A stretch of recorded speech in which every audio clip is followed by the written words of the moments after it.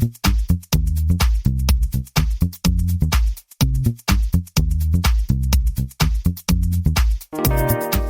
everyone, welcome to the 283rd episode of the Internet of Things podcast. This is your host, Stacey Higginbotham, and your co-host, Kevin Toffel.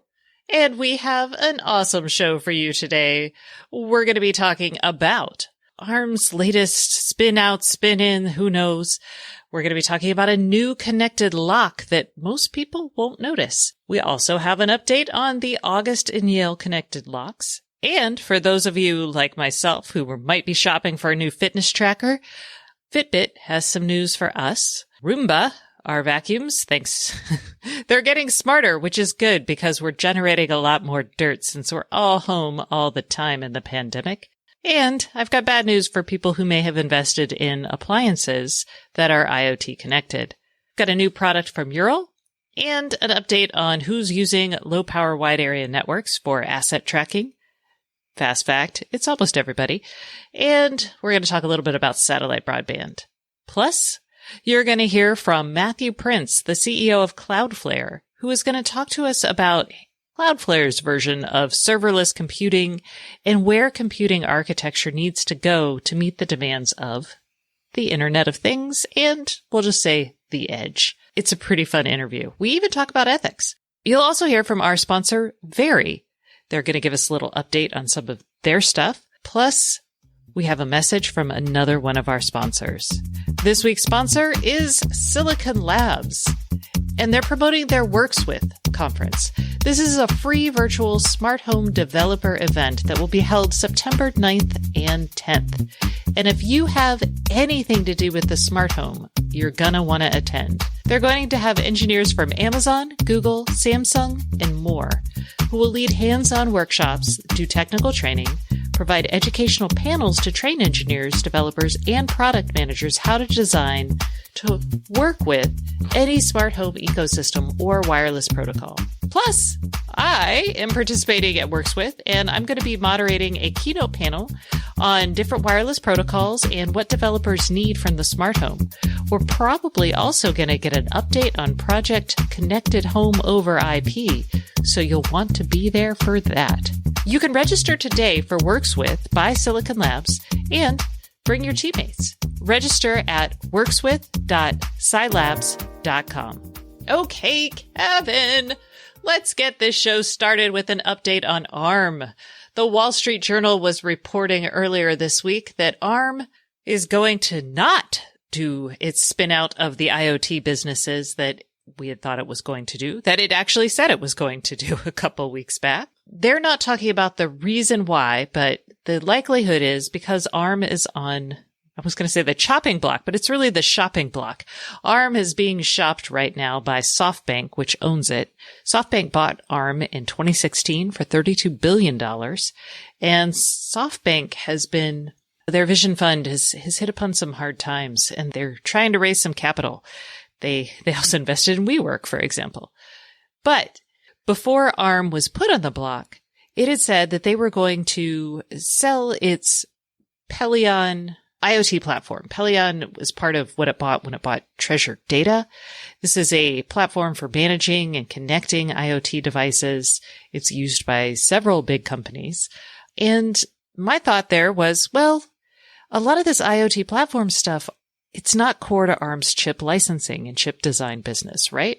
So the IoT is important to ARM, but at its heart, it's hard for a silicon company to move up the stack because people are always worried that they're going to tie things to their chip and they're going to get like locked in, like all vertically. So it was a challenge for ARM. But when they went on the block, I'm imagining that the chip design and licensing business may not be as sexy to as many buyers. Mm-hmm. So I'm thinking they wanted to pull this back in here just for fun. Well, just for sales purposes. Just for kicks. Well, I mean, it may make them more attractive or more valuable. So I get it now. When I first saw this, I'm like, wait, why are they going to keep it now? But I had forgotten that they were up for sale. The biggest name company that's been talked about as a potential buyer is Nvidia. And if I were Nvidia, would I want the IoT stuff? I think so. this is a business that provides back-end cloud services and data for managing IoT connected stuff. I don't see Nvidia getting excited about that, I'll be honest. Nvidia's pushing hard with their chips in connected cars. They are. They're pushing hard in connected cars. Their Jetson device is actually a huge seller in the industrial IoT because it can do machine learning kind of on edge devices. That's very fun. Nvidia, they've licensed some of their software, like they license CUDA. They've done some licensing of their software, but they don't operate an entire platform, really. And I'm not sure they want to. But, and here's the but, ARM has said that they're going to keep this division that they were going to spin out, the IoT platform stuff. They're actually going to keep it as a separate business unit with separate accounting. So it may be that they just are going to pull like a Dell VMware, which, you bring it in, you push it back out. You bring it in, then you make it. It's the hokey pokey of IoT, yes. We'll see. We'll keep an eye on this and I love this world, so I'll definitely keep an eye on it. In the meantime, for those of you who are like, chips, snooze, let's talk about a connected smart home gadget. There is a new lock out on the market, and it is worth mentioning for two reasons. One, it's by a company called Level, and they produced a lock last year that is super compelling. It is literally just a connected deadbolt. And I talked to the CTO and one of the co-founders of Level, and it was a fascinating conversation because the goal was to replace and connect a device without anyone who lived in the home necessarily knowing it was now connected. And to do that, you just replace the deadbolt. And when they replaced the deadbolt, they kind of re-engineered it so it has a better battery life than a traditional connected lock, which has, the old deadbolt and you're just like pushing it back and forth with like basically an extended robot, right? A little servo. Right. That lock, I guess, did well enough because they are now launching a new one. This is a $329 one. The other one was $299. But this one is going to be, it replaces the deadbolt and the key front facing part of the deadbolt. So not just the actual bolt, the whole thing. And it's got smart touch. So you touch it with your finger, and if your phone's nearby, it'll open it. And it'll also work with like a key card. It comes with two NFC key cards, kind of like a Tesla card, as the key. And you have to have the phone with you because the capacitive touch, to me, if I'm understanding it properly, is that's just basically a trigger event to check and see if somebody in the area has the Level app and is a user for this lock, because that's what it's going to do. It's then going to authenticate over Bluetooth LE to your phone. I think I said $299, but it's $229 for the original Level bolt. The old one. Well, and that sort of makes sense. I should have picked up on that as well, but it makes sense to me because the old one was what they called the invisible lock because it was taking the guts of your existing lock and replacing the insides. You didn't see anything. Now with the new product, you actually will see and touch. Yes, but it doesn't look like a traditional lock in the sense there's no big bulky battery case. The battery still sits inside. Yeah, it's still invisible in a sense. It's still invisible in that it looks just like a lock. Because I know most of us, if you have a connected lock, what you've got you've got the normal outside looking part, and then on the inside, there's usually some housing that contains like your radios and all the batteries. Yeah. And the reason why they can do more or the same amount with a smaller battery is because they engineered this to be connected. So the lock is much more lighter weight. It just flops back and forth very easily. So anyway, I'm very excited about this product. I was actually looking at a Level lock to put in my home. Maybe now I'll upgrade to this. It is available now. You can buy it. So yay. Just so you know, in case you do buy it, because you're not a HomeKit user, this works with HomeKit now, and support for Madam A and Google is forthcoming. Additionally, you're going to get 2 regular keys, so you're basically going to have new keys to your house. That's okay. I have so many locks right now. I have like 5 doors leading into my house, and I have a set of keys almost for each of them. So, oh my. Yeah, I'm like, maybe having smart locks is the right way to go. Maybe. All the keys will live on my phone. Okay. So in other lock news, Fans of the August lock will be thrilled because Yale and August, for their Wi-Fi locks, not their connected Bluetooth locks, they are announcing that you can have biometrics. What does this mean, you might ask? It means that your fingerprint or your face unlock on your phone will now help you unlock the lock when you're opening it from your phone. That was a lot. Well, right. When you're not using voice or whatever, some other means, right? It's essentially adding another authentication layer. It is optional, but it would use the biometric of your phone, whatever that might be, depending on your phone model and brand, to actually make sure it's you using the phone app to open the lock. Yay. So just another layer of security, if that's your jam. Another hassle, some might say. And now let's talk about activity trackers, because this could not come at a more perfect time or a more inconvenient time, because now it makes me have to think again. Fitbit has announced that they're going to launch a new tracker. And by the way, y'all, Fitbit has not yet been acquired by Google. I want y'all to know that's still in the works. Right. So this new device does not run Wear OS. If you were thinking maybe it will use Google's platform, it does not. This is not tied to that. So what is it? It is a new Fitbit device. It is called the Fitbit Sense. And it looks like their Versa, which looks more like a smartwatch with a square display. This is going to be out at the end of September. You can pre-order it now for $329. And this is a real departure for Fitbit. Fitbit usually is like, here's your steps, here's your heart rate, here's your sleep score, la, la, la. This is going to really try to tell you if you're healthy or stressed. This is less activity tracker and more of an overall health and wellness tracker.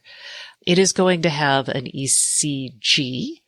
So that is your heart rate, a higher quality heart rate monitor than their current pulse green light monitor thing that I can never say. Well, it does heart rhythm too. Yes. So it's going to have that. It's not cleared by the FDA yet. It's also going to check your temperature and your electrodermal activity. And I think that's like a galvanic skin response is my read on it, because it's quantifying your stress levels. And that's usually what the galvanic skin response does. So that's exciting. And the goal here, especially post-COVID, is to get you to say, hey, you're overall healthy, or these physiological changes mean you're probably getting not just sick, but maybe you're too stressed. Maybe your recovery is lame. And that's actually what I'm kind of looking for now. I was actually looking at the Whoop band. I like saying that. Whoop.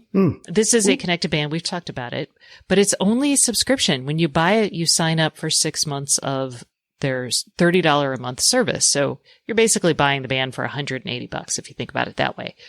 And that's supposed to tell you like recovery scores and things. And I thought that was kind of cool.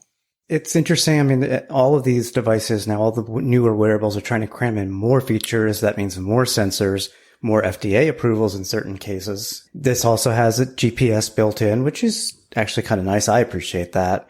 And it has both Madam A and Google built in. You do need your phone available to use those on your watch. So it might fit the bill for you. It might. So, but I'm looking at this and I currently have the Charge 3, and they have some other products they've launched. The Inspire, I think it's the Inspire 2, and then they've got the Versa 3 that they're doing.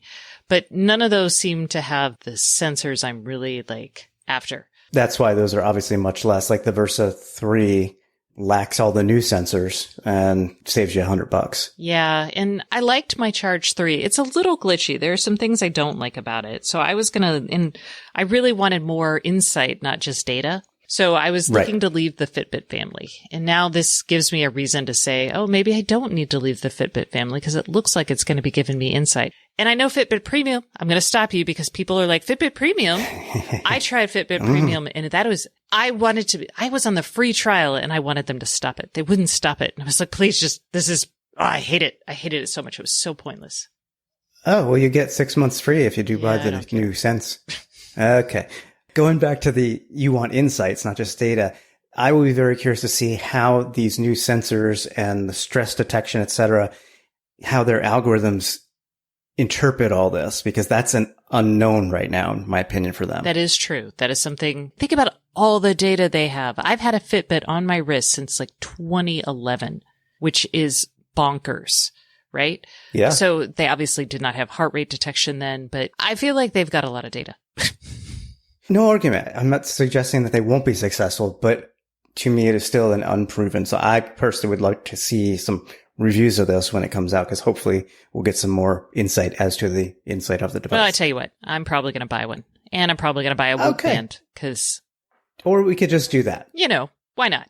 All right. You get a Fitbit and you get a Fitbit. We're one on one wrist, one on the other wrist, and I'll see what they tell me. Someone actually told me the Garmin, which I know you've tried, Kevin, was the way to go. I wear one every day. Yeah. Yep. Maybe I'll send you a Fitbit. Yep. Okay. And you get a Fitbit. Everyone. And then one of our callers will get a Fitbit because we'll probably send that off as a prize. Yeah. All right. Nice. Roomba vacuums.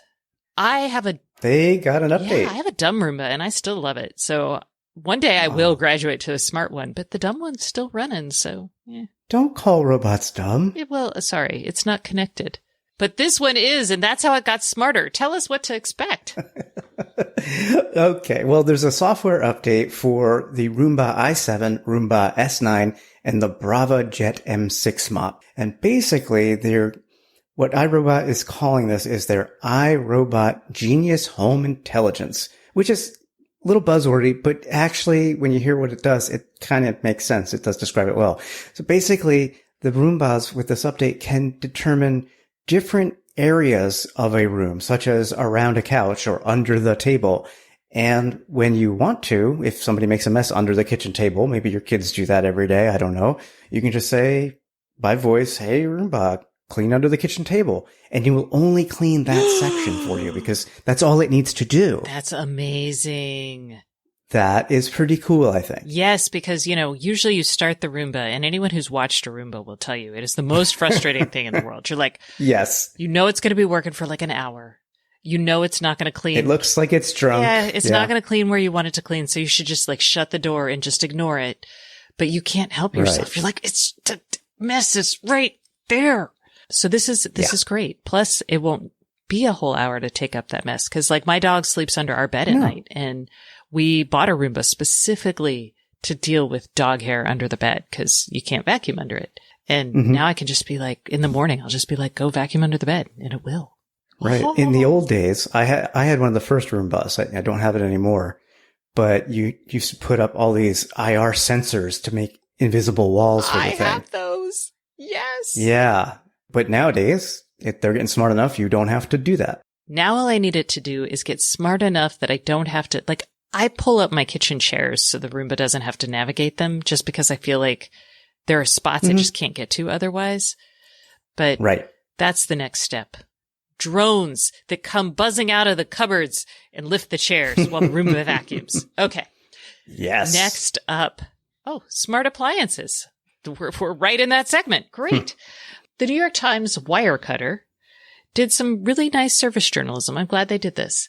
They asked people who make connected appliances, like LG and GE and others, how they're going to handle security updates and how long they're going to support them. And what were the results, Kevin? They were rather miserable, if you ask me, because not even every company responded right off the bat. Shame on you, LG and Whirlpool, Maytag, and Miele. No response from them. KitchenAid and Gen Air said they're unable to provide a response at this time, so it's a non-response response. Basically, everybody else in the space, the GE, Samsungs, Electrolux, Frigidaire, Bosch, they really didn't say how long they would continue to support. GE did? GE said we plan to have security updates for units up to 10 years with high confidence. Good on them. So, I mean, and they did also do the work. I know because we had a GE person come talk actually about security on the show just a couple weeks ago. So that wasn't a surprise. Security, Samsung says their security is available for the warranty period. So that's for sure. And then even beyond the warranty period for critical security vulnerabilities. So that is a little less certain. Right. And Electrolux Frigidaire kind of said something similar in that product life is longer than the warranty period. Yes. Yeah. So my takeaway here is I really want like some sort of expiration date, right? Like an end of life kind of support for these devices, because I think it's important. And these companies really don't want to give it. And I get why. I get it. it's hard to commit to something like that. You don't want to, like GE saying that we'll do this for 10 years. Automatically, if you're someone who's like, my washer needs to last for 20, maybe you look elsewhere, right? And you're looking elsewhere thinking that if they don't tell you, like that lack of clarity for some people will not be like, oh, maybe they'll cut it off sooner.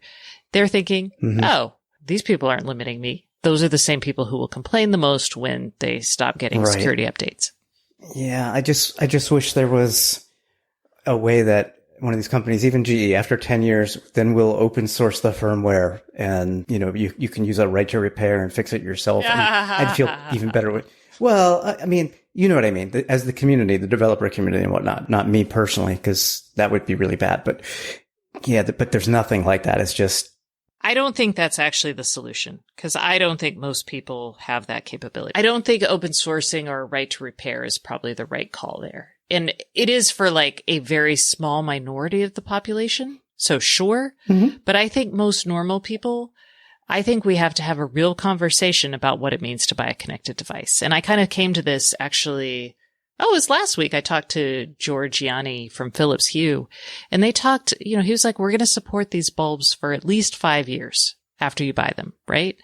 And I was like, that's great. And then I got to thinking about it. I was like, that's terrible because these bulbs should last for LEDs should last for about 20 years. Right. Exactly. So yep.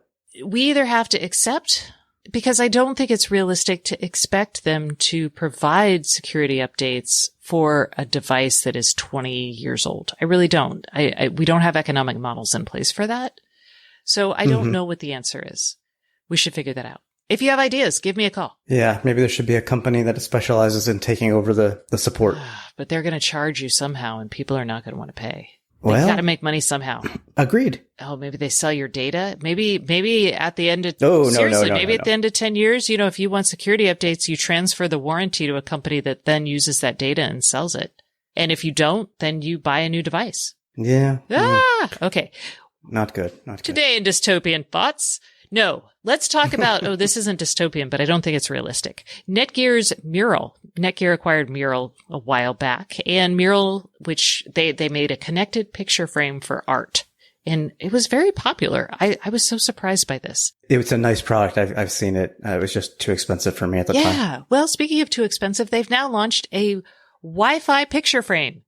I've owned maybe half a dozen Wi-Fi picture frames or given them out, but Mural now has one. And I was excited about this because I love giving them to my in-laws and my parents for pictures of the kids. But this one, it's kind of pricey. How much is it, Kevin? It's $299 for a 15.6-inch diagonal display. That is a big display. It's not as big as the old one. Well, no, I know, but this is for normal pictures. This isn't for right. art. Yeah. So yes, agreed. But don't forget, with Mural, you have a subscription to get your art and stuff on there, and that is $69 a year. Woo! And I just don't see that happening for the majority of potential buyers. Yeah. Because there's other devices that do this without subscription, and maybe for non-technical people, it would be a nice gift. Man, I could get someone at Google Home and just send them the subscription. I agree. And it would do so much more, like eavesdrop on them. So you could turn that off. I'll be like, Mom, I'm kidding. I know. Block the camera, disable the mic. Here are the pictures. I know. If you want to use it for more, just let me know. All right. Here's a little update on low power wide area networks. These are low data rate, low power networks that can extend for a mile or so, maybe more. A study from ABI Research came out and it discovered what? That 82% of IoT asset tracking now is done by low powered networks, including, now this is kind of weird because they included all the IoT cellular things as well as proprietary and other open things such as Sigfox and LoRaWAN and others. So, but what's missing? Who is missing is the question. It's Bluetooth, which has really tried hard to promote its mesh network for asset tracking. We actually, a couple newsletters ago, Aptricity, which is a defense industry supplier, they actually showed off a Bluetooth radio and asset tracking system with a 20-mile range. Crazy. So Yep. maybe that's what's being used for the other 18%. I don't know. Or they could just use satellite. Not exactly low power, but it would be slow power, I would say. There you go. Tell us about this. All right. So Inmarsat, which is a satellite company with 13 birds in the air as we speak, they have partnered with CPN and Minfarm for IoT satellite services. They are selling a bridge device that will be here on the ground. And that bridge device collects LoRaWAN signals and shoots them up into space. And the satellites provide basically backhaul for the LoRaWAN data. So it gets sent back down to the internet, however, whenever you need. It's pretty slow from what we can tell, but that may not be an issue. But it was like 448 kilobytes per second of data throughput. Yeah, that's half a megabit per second kind of data throughput. Not awesome, but some of the newer satellite systems, like what Amazon's launching, SpaceX, etc., they're going to have much better data rates. And so we might see satellite becoming a backhaul option for, LoRaWAN networks in the middle of nowhere. So we'll see. I'm all for it. Well, that concludes the news for this week. Now it's time for us to go to the Internet of Things podcast hotline. This is the segment of the show where we answer your questions. If you have a question, you can give us a call at 512-623-7424. And this segment of the show is sponsored by Schlage. The best home automation adds convenience, not hassle. With its built-in Wi-Fi, the Schlage Encode Smart Wi-Fi Deadbolt shows you just how easy secure can be. You can learn more at schlage.com. Or you can actually call and ask me how my Schlage lock is performing. I do have one outside my door, one of my many locks and keys, for example. So this week on the hotline, we have a question about the long-term prospects of Zigbee and Z-Wave. Let's hear it. Hi, I've got a question about the Zigbee Alliance and the new chip process that's coming. And my question is this going to affect the future production of Zigbee and possibly Z-Wave switches?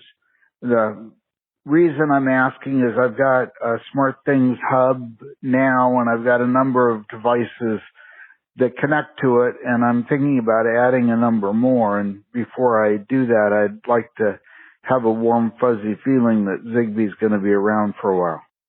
Oh, I feel that this question might be putting the cart before the horse just a little bit, because while I do have faith in the Project Connected Home over IP team, they're not there yet. They launched in December with much fanfare and excitement. By the way, for those of y'all who do not remember, this is a connected home interoperability layer that is being put together by Amazon, Google, Samsung, Apple, and a bunch of other companies in the space. So all these companies were basically like, nobody's buying all of our stuff. It's because they don't all work together easily. Let's solve that. So they announced Project Chip. When they announced it, it's part of the Zigbee Alliance. It is still part of the Zigbee Alliance.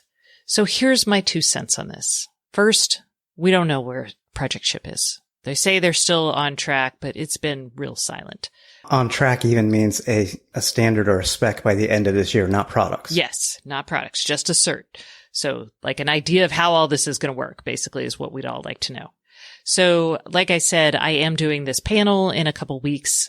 I do expect to hear a little bit more then. I don't think we'll get the whole shebang, but, maybe. But let's talk about what this means for Zigbee and Z-Wave. Last week, Z-Wave said, hey, we're now going to be a truly open standard. And lots of other companies came out and said, hey, we're going to support this as part of the new Z-Wave standards organization. I don't think Z-Wave is going away.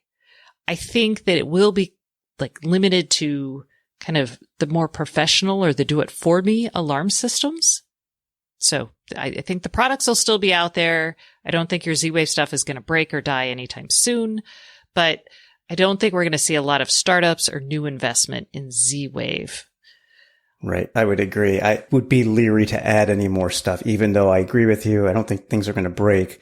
I worry as hardware cycles come and go every year or so, less and less support for certain things. That's my concern.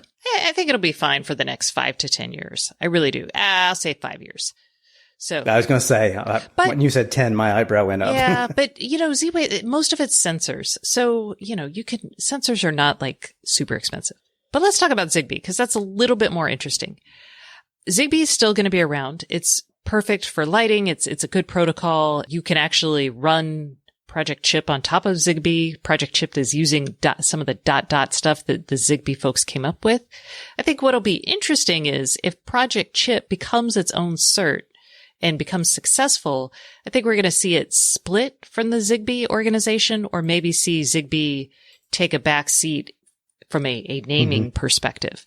Because, you don't have the Linux Foundation. It's Linux Foundation's all about Linux, right? So if Chip becomes the big kahuna, the Zigbee Alliance is probably going to either split or change its name. So that's my thought process there. Makes sense. Your question was kind of like, should I add stuff? It depends on the stuff.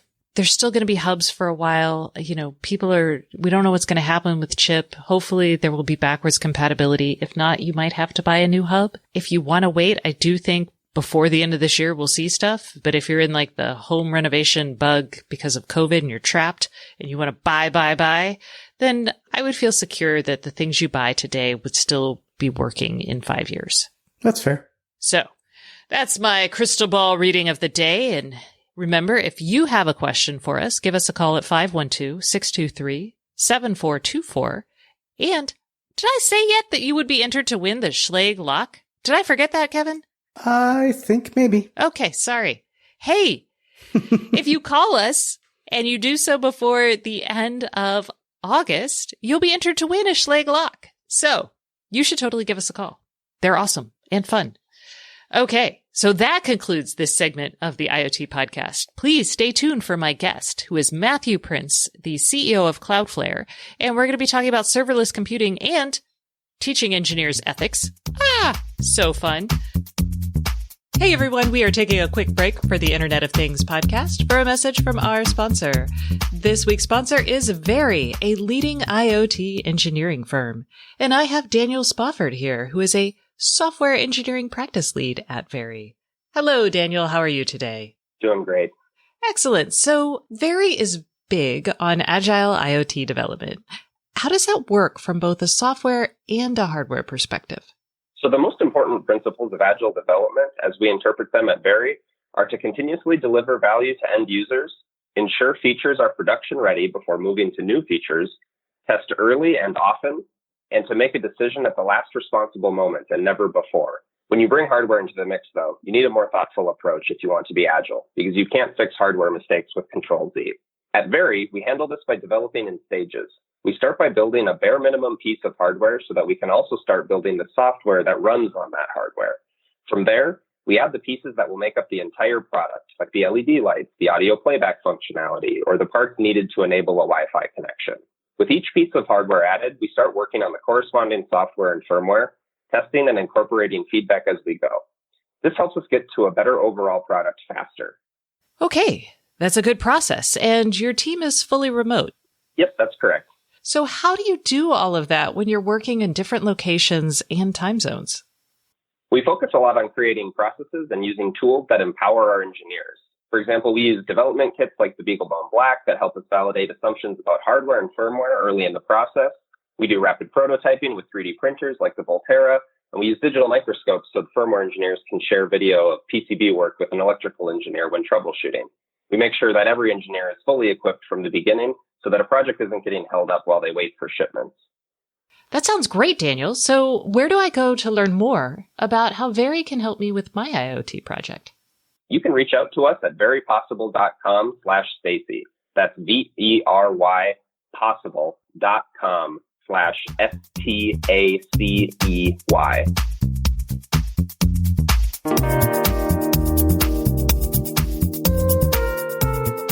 Hey everyone, welcome back to the Internet of Things podcast. This is your host, Stacey Higginbotham, and today's guest is Matthew Prince, the CEO and co-founder of Cloudflare. Hello, Matthew. How are you today? Hey, Stacey. I'm doing well. How are you doing? Excellent. So it has been a while since you've been on the show, but the last time you were on the show, we actually talked about it's going to be similar because when you were here, we talked about edge computing. We talked about the launch of Workers and the way you thought about architecting the world for, I'm going to call it the Internet of Things because that's what the podcast is about. I think you probably have a more expansive view. So let's just start out today by refreshing everybody about what Cloudflare does and what you're thinking about architecture for the edge. Yeah, so Cloudflare runs one of the world's largest networks. We are in more than 200 cities globally and in more than 100 countries. And when we started, our mission was to help make the internet better. And by that, we mean make it faster, make it more reliable, make it more secure. And so we offered a series of services that a lot of people know us for today. And you can sign up for Cloudflare and make your website or your API or your mobile application better for everyone who's using it wherever they are. In order for us to be able to build those features and those functions around things like, firewalls and load balancers and other things, we had to ourselves build a platform for our own development team that allowed them to very efficiently write code and be able to deploy it out across our network quickly, securely, and make it just work. We built a developer platform for ourselves first and foremost. And what we realized about 3 years ago was that the platform that we had built for ourselves was something that developers that wanted to be able to write code and have it run close to users around the world on Cloudflare's network itself, that there were applications that other people might want to take advantage of. And so 3 years ago, almost exactly 3 years ago, we released Cloudflare Workers, and that allowed people to write code in the languages they knew. So JavaScript, C, C++, Rust, and others, and deploy it across our network. And, I think we didn't quite know what would come of that. And I think that our assumption was that speed was going to be like the killer feature of that functionality. And I think last time we talked, which is about 2 years ago, I was probably talking about a lot of those things. But over the last 3 years, I think we've gotten the chance to learn not only how our own team has used that platform, but how developers have used that platform as well. Yeah. And we're going to talk about some of the surprises. But first, we're going to talk about serverless, because I think that's an important component here. Most of my audience is familiar with the concept of serverless computing. We talk about Lambda on the show. We talk about Google Cloud Functions. Yours is a little different. And I think that's an important distinction to make here, because I want people not to think, because I don't want people to think, I can just transfer my Lambda stuff over to Cloudflare if this sounds enticing. So talk to me a little bit about what serverless means to y'all in the context of IoT. I think about it as a natural set of evolutions, really around how you can write code in a way which is safe. So I remember back, in the early 90s, I was in college, and my job in college was I was hired to be a network administrator. And I remember around 1994, someone from the college said, there's this new thing, it's called the web. We should stand up a web server. We had already an email server, and we had a file server, and we had a bunch of other things. And these were physical boxes, and the mail server was different than the file server. And when we wanted to stand up a web server, we actually called Gateway, former computer company, sold the servers cow in boxes, kind of cow covered. Yes. Yeah, and I thought it was super cool. And I actually this is incredibly embarrassing, but decorated part of my dorm room with kind of cut up cardboard Gateway boxes. And so we called them, and several months later, a server showed up, and we plugged it into a rack and turned it on and, loaded software on it. And the way that we isolated the web server from the mail server was they were different physical boxes. And the reason you did that was you didn't want, if there was some sort of flaw in the software which was running on the web server, for that to somehow cause a problem on the mail server. And so you had this physical isolation. If you fast forward a few years later and you're getting into sort of the late 90s and early 2000s, what happened was you had VMware really pioneer the idea of a virtual machine. And what that meant was instead of you having to have this physical isolation between different servers, you could have isolation that was enforced by software. And it was pretty heavyweight software. And what that meant was you could take fewer physical boxes and run more applications on them, and it would become more efficient as a result. And if you look back at the time, everyone's objection was, oh, that can't be secure. You have to have physical separation between the various boxes in it. And I think that, VMware and the others that were in the virtualization world did a good job at building the tooling and building the software isolation that allowed you to actually have different functions running on the same physical machine. And that really was what gave rise to the early cloud computing providers. The challenge of that was it was still pretty heavyweight. And so if you fast forward several years after that, about 10 years after that, along comes the team at .cloud, which was the company that turned into Docker. And they said, can we build something that's even lighter weight? And instead of using virtual machines, let's use this idea of, what was known in Linux as jails, and they rebranded as containers. And the value of containers was that they were lighter weight. And so you could get more processes on the same server. And the objection from at the time, the folks that were really invested in the VM world was that can't be secure. And yet, if you look today at most serverless platforms, if you look at a Lambda, if you look at a Google Cloud Functions, under the hood, what they are doing is they're running containers. And the reason that they can be more efficient is because they can do that. And the promise of this is that, the way that I think about it is, how can you have, the smallest team build the biggest company? So back once upon a time when you had to actually buy the physical gateway box, you had to have someone in shipping and receiving and plug the box in. As we move to the cloud, you could get rid of that part of your team and to just you still had to have a technical operations team that was spinning up things and spinning them back down. The promise of serverless is you can actually get rid of the technical operations team and you can let the platform make those decisions. What we realized, though, when we were saying we've got to be able to run code across tens of thousands of servers in hundreds of locations around the world, containers just weren't lightweight enough. And so we said, what can we do? What's the next? History doesn't stop. So what is it that comes after containers? And we used a different sandboxing technology, which is called isolates. And the way that you can be most familiar with this is how your browser works today.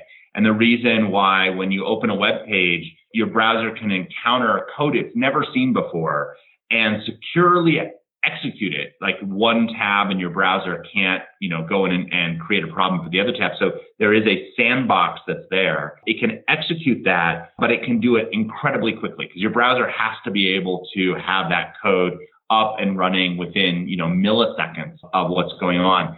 And so what we did is we said, we're going to use the same tried and true technology that's been used in browsers now for the last, 10 years, but we're going to deploy that in the server. And once we do that, we can actually build a platform that not only is distributed all around the world, but it can be significantly faster. It can be significantly easier for developers to use. You just write code. You don't have to think about anything else.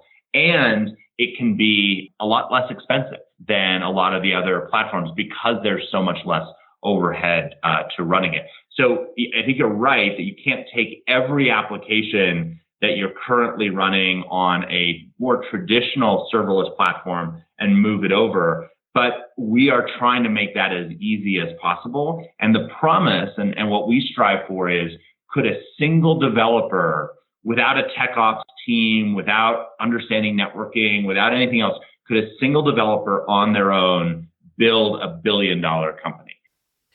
So you built workers on isolates. They are lightweight, happy. They're hanging out at the very edge of your network, which means I can access them from wherever I am, which lowers latency. And you thought that would be like the killer app, right? But it turns out that maybe that was not the right assumption. I think that there are a set of applications where network latency really matters. And I think if I went back and listened to our show where we talked 2 years ago, I would probably be embarrassed that I talked about, driverless cars and I mean, it's the theme of the show. So IoT, in some of those applications, I think network latency really matters. But if you actually look at where the vast majority of developers are in the world and where the vast majority of spend on compute is in the world, it isn't on applications where latency to the user is the top priority. There are other things that I think are much, much bigger priorities. And what we've learned, I think, over the last 3 years is what developers need right now is not necessarily to minimize the network latency. I think, the point that really drove it home for me was I studied computer science in college, and I remember a computer science professor quoting what many computer science professors over the years have said, which is that, premature optimization is the root of all evil in computer programming. And that's probably a little bit of a strong statement, but it's one of those things where speed is the last thing that you want as a developer. It's the last thing that you optimize for. It's not the first thing. And so when you're picking a platform, if the value proposition is it's really, really fast, what I think we've learned is that way undersells what the potential benefits are to a serverless platform that just happens to run, across, more than 200 cities globally.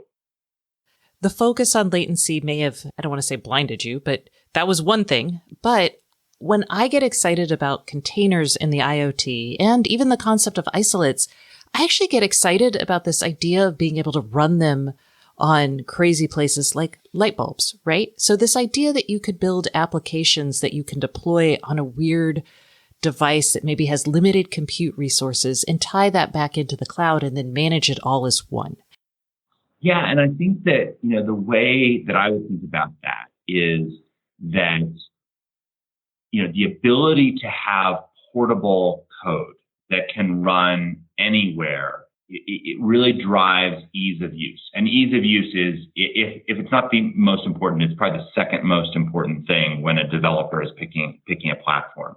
And so when we thought about Workers, we said, what's the number one, most used engine for running code today? And I think the answer is that it's the V8 engine inside Chrome and Chromium.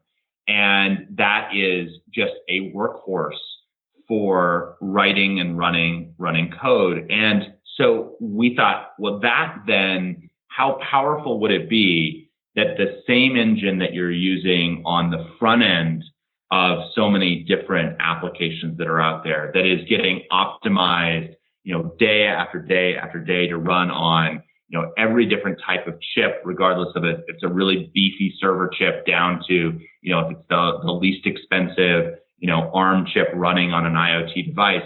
If that same engine ran, locally on the device, ran, on the computer that's the laptop that's configuring the device, ran in the network itself, and also ran at the server with something like Node.js and that. If you could run that same code and you could literally move it from wherever it makes the most sense, then that's really driving that code portability, which is part of what is really driving the ease of use for any developer, which is sort of the nirvana of what developers want. So I think that's exactly right, that if you are someone who knows how to build an application for Workers, the same code that you're writing for Workers can then run in the browser. It can run on a lot of the IoT platforms that are out there, and it can also probably run in a centralized